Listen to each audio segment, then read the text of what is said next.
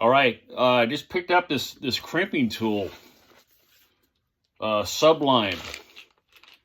You guys own one of these? Have you used that before? This has a terminal set. It's pretty cool. I got this on Amazon, and it's hardcore. It's got a spring-loaded for the jaws. You put your, it's color-coded, tells you what's up. Red, blue, and yellow.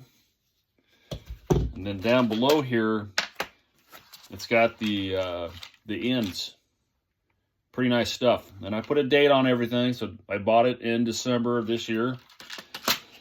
All right, and alrighty, auto out.